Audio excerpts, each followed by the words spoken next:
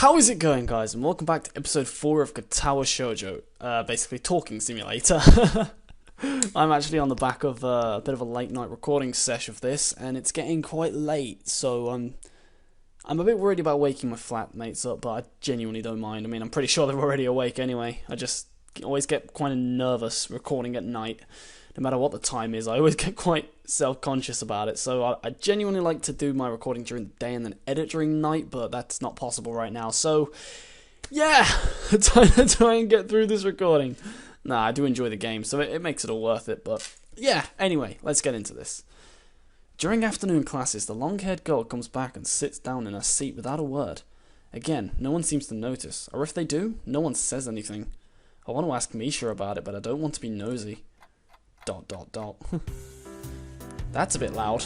After school, Shizune and Misha quickly find me by the first floor lobby and latch onto me, covering each flank in case I might try to escape. I feel a bit offended, but I've been considering it.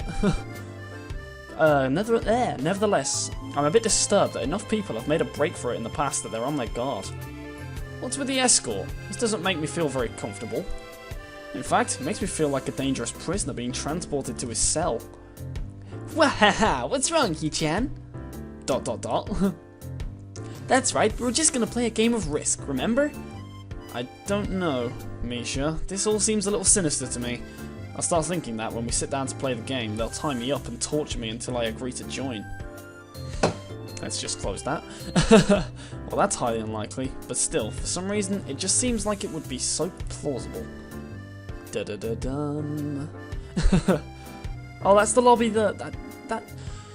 I'm sorry, but this... I've only just realised this, but this so looks like my old college, like, hallway.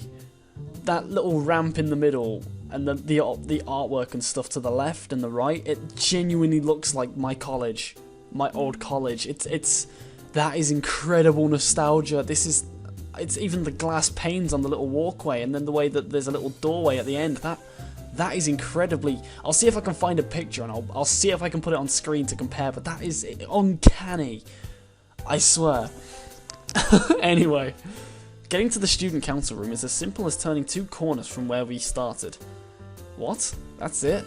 This makes you guys being so on top of me seem a little silly. ... That's not true, Hee-chan. Shi-chan says that when their life is threatened, people have shown the capability to pull out superhuman bursts of speed. Life is threatened? Her expression unchanging, Misha says something amusedly to Shizune, who makes a baffling face and puts her hands behind her back, looking pleased with herself. Misha feigns deafness and hums cheerily. Stop that, I know you heard me. You have no excuse, unlike Shizune. Shizune opens the door to the student council room. It's a very plain, sparsely decorated room, although it is quite large, maybe even a little larger than a classroom. There's a big table in the centre surrounded by chairs, and a smaller desk prominently placed in the back that I assume is Shizune's. There are a few regular desks and chairs stacked to one side as well. Extras, perhaps? Aside from the tables and chairs, this room doesn't seem to have much else to offer. Just a couple of filing cabinets and bookshelves stacked with old school records and documents. Not much else. In fact, nothing else. This is a pretty bleak room. They could at least put a potted plant in here, or something. But the most noticeable thing that this room doesn't have is other people. Are we early? ... No. What do you mean by no? Does it mean no one else is coming today? ... Yeah, that's right. Before I manage to ask why that's the case, Shizune claps her hands together very energetically. ... Hee-chan, let's play Risk. Come on, you promised, didn't you? You have to. Haha, okay. Do you want to know the rules? We can explain it to you while we set everything up. While Misha is talking, Shizune takes out what looks like a board game from behind one of the filing cabinets and throws it on the table. Actually, this looks kind of interesting. After Misha spends a little too long for her liking running through all the basics with a somewhat vague and confusing tutorial, Shizune cuts in and declares the game has started with a decisive motion, slicing her arm through the air. Yeah! Oh my god, I'm so cringy. Shizune's aggressiveness is rubbing off onto me. I start feeling more competitive than I intended to be when I agreed to this. Halfway into the game, I try to ponder how to defend against Shizune's assault from 2 fronts. She breaks my concentration by drumming her fingers on the table to get my attention. ... Hee-chan, Shi-chan wants you to know that you're taking too long to make a move. Shi-chan also says that she will let you keep Australia if you agree to join the student council. I thought that this was a game with no strings attached. Just the fact that she would dangle that over my head as an offer means that she knows I care about the outcome of this game. And anyway, no! ... Shi-chan admires your fighting spirit and would be a benevolent dictator who will spare your people if you agree to join the student council.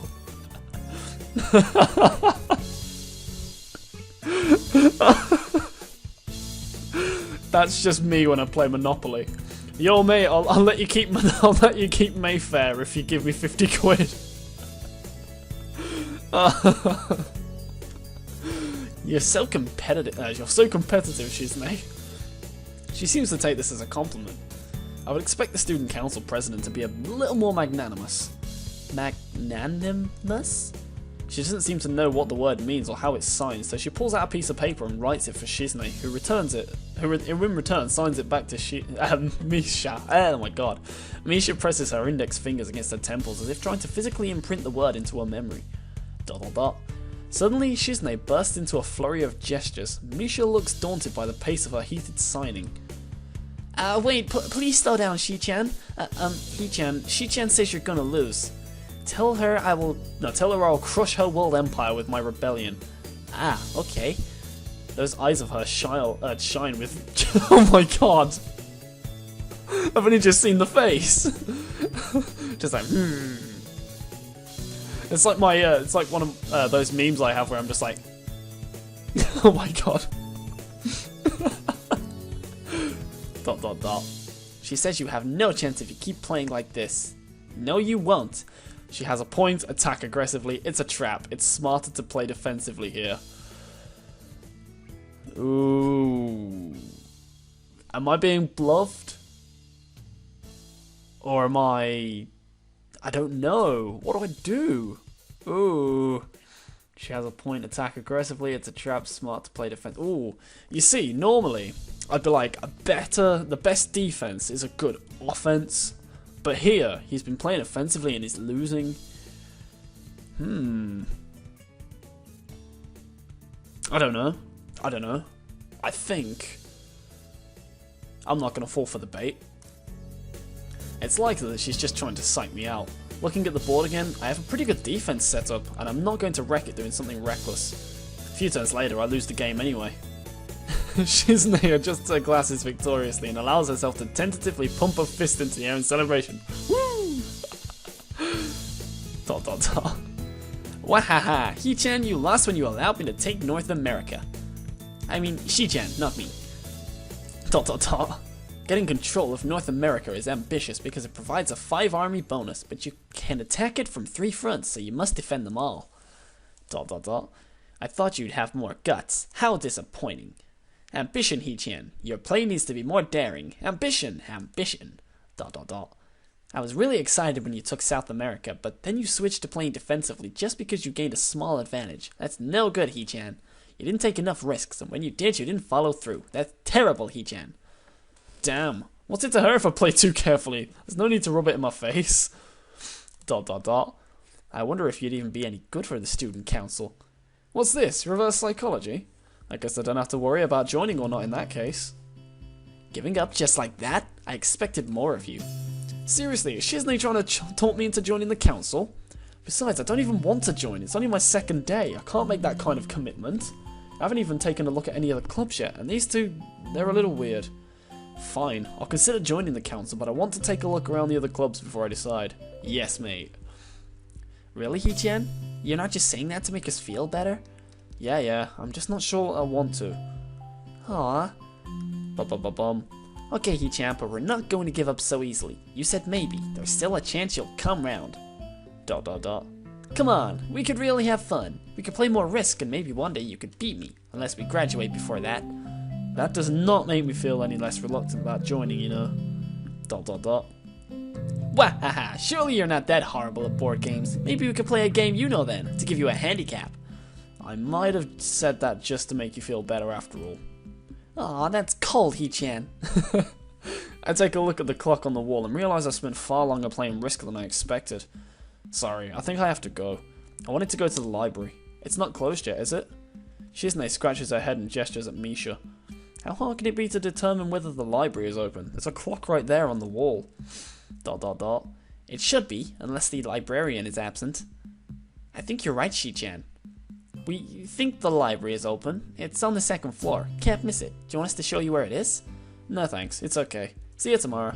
Bye-bye. Aww, that's different. What is that? What is that painting? What is that?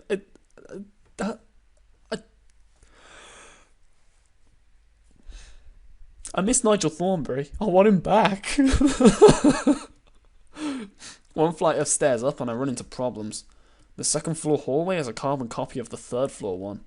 Wide, of course, and plain, like only hallways can be. The problem is that the library's whereabouts are not as easily determined as one would think. The classrooms are marked with signs stating which class they belong to, but then there is a plethora of other unmarked rooms. Is the library one of them, or is it just somewhere down the hallway? I bet on the latter and choose my direction at random. After I turn around the corner, an unmarked door draws my attention because it's not closed. It's not open either though, just barely ajar so that I can see it's open and nothing else.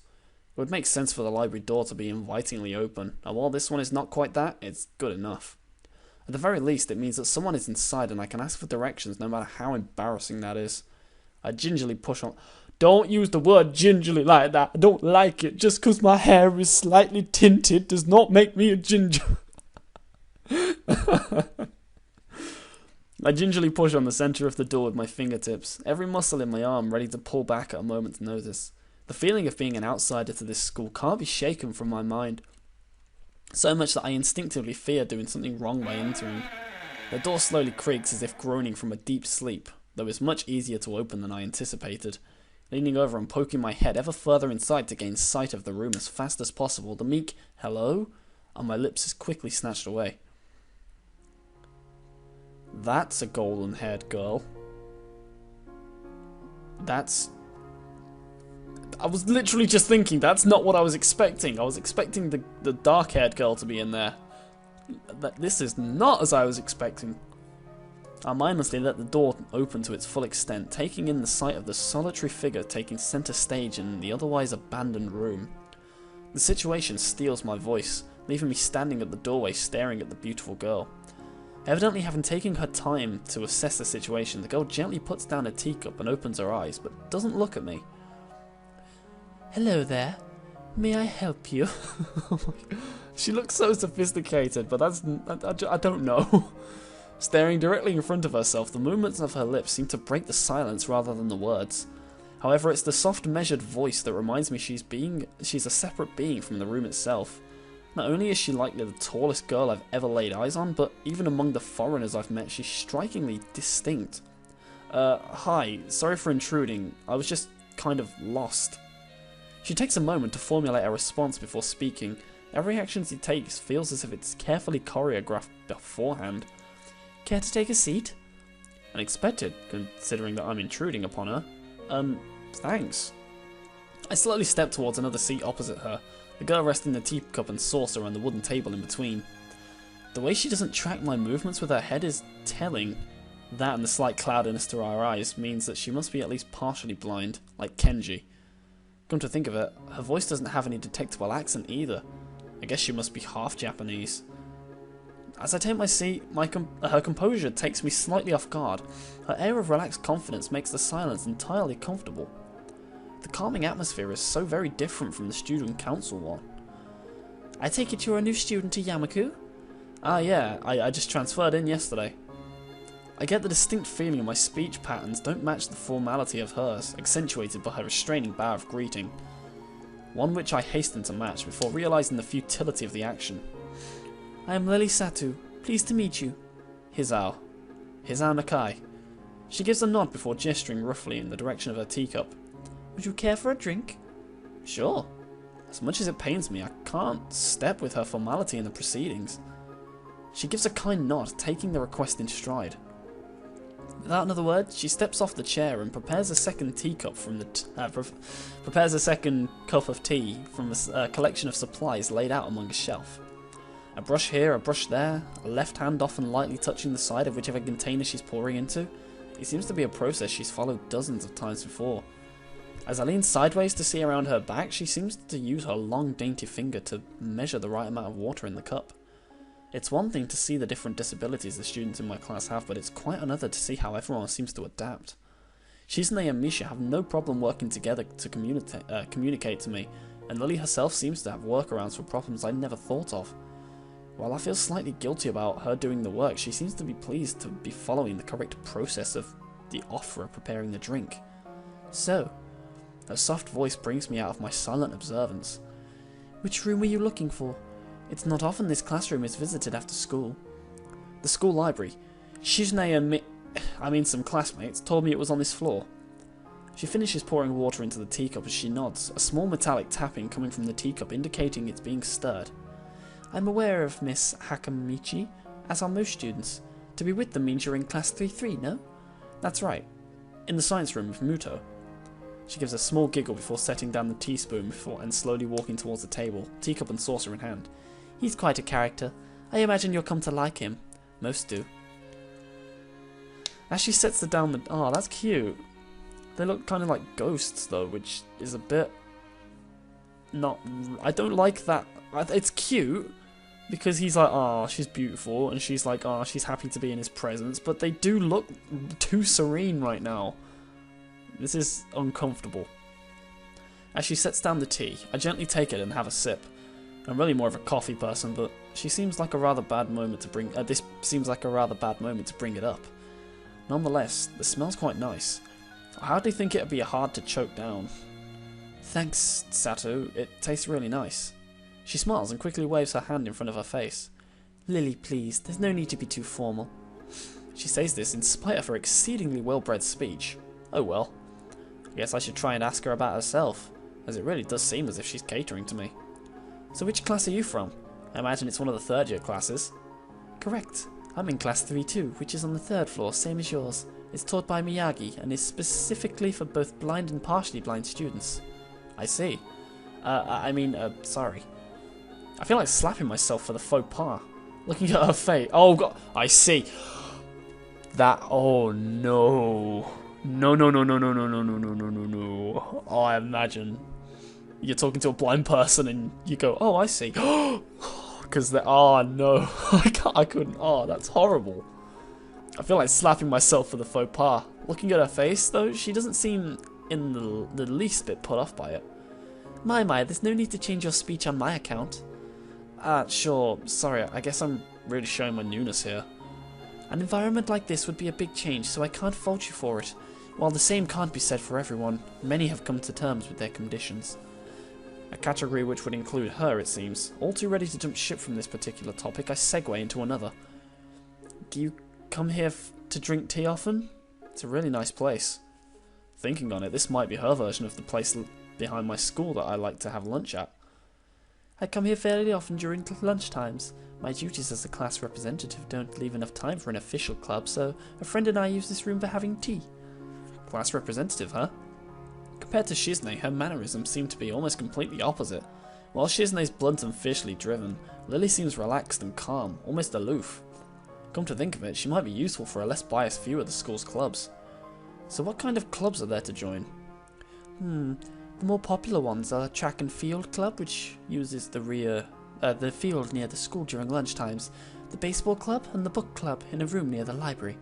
There are also numerous small ones too, though, such as the art and music clubs. At a time when I'm just wanting to get on my feet, rushing into... Oh, I thought that was still her. At a time when I'm just wanting to get on my feet, rushing into a club right away seems slightly unappealing. I wonder if this school shares the same rule as my old one. Is it compulsory to join a club? It isn't, though it is encouraged. Ah, good. That's a relief. I've really let down my guard around this girl to let such a thing slip out. The fact seems to slightly amuse her. Not wanting my tea to get cold, I finally start drinking it as Lily does the same. Oh wow, she stayed there for a while. As I look over the window to her, as I look over to the window over her shoulder, I notice the light coming into the room has a distinctly orange tint. Even here, time doesn't stand still. Huh? Time's gone quickly. Sorry? Right, she's blind. Of course she can't see the sun setting. It just looks like the sun's starting to set. It seems to come as a surprise for her. I guess she must have lost track of the time. Sorry, Hizao. I didn't mean to keep you from the library for so long. I quickly moved to allay her concern. Oh no, it's okay. The library's still open, isn't it? She pauses and takes a moment to think on it. It's probably something I should have asked Shizume when I had the chance, but Lily seems likely to know in any case. True, it's open till 6:30 during weekdays. A quick glance at my watch confirms I have well enough time to get there. I might get going in that case. It's been nice talking with you, Lily. She smiles and gives a deep nod, her hands still neatly folded on the table in front of her. It was my pleasure. Oh, come to think of it, shall I show you where the library is? I couldn't possibly ask for more help. I should be able to find it alright. Well, unless my navigational skills fail me, which they seem to have a habit of doing. It's alright, I was going to be talking to the librarian there in any case. I could introduce you. This gets better and better. It's pretty hard to deny her offer. If you're sure, then that'd be great, thanks. As she stands up to follow me, she takes hold of a straight, retractable cane that had been slipped in the handle of her bag on the floor. Compared to the cane the boy in the class had, Lily's looks much thinner and longer. His must be support, whereas Lily's is for navigation. Together we leave the peaceful room and into the hallway to the... oh my god. Anyway, I think that's about enough time. It's been about 21 minutes, and it's probably a good idea if we stop right now because I'm getting too into this. That's not a bad thing, but anyway, I think we should probably end this because 20 minutes is a nice little round number. But yeah, thank you very much for watching, guys. I hope you enjoyed this episode, and if you did, don't forget to do all of the stuff and things in the, give me likes and all that, because likes are cool. No, seriously, I hope you've enjoyed this, and if you did, don't forget to leave a like and do all of that nice stuff below. So, thank you very much for watching, and I will see you in the next episode. Have a great day and a great life. See you later!